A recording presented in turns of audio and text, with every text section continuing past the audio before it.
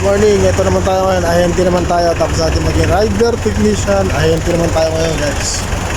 Yeah. Sana madali itong unit natin. Sana madali unit natin ngayon. Ako po, ang hirap ng buhay. So, yan.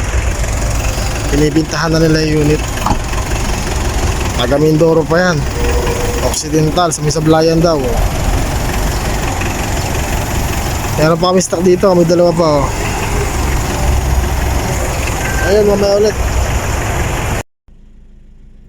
At dito nga, nagwi-withdraw na ang ating buyer na from Mindoro. Nagwi-withdraw na ang kakulangan sa kanyang babayarang unit at nagustuhan ng ating unit.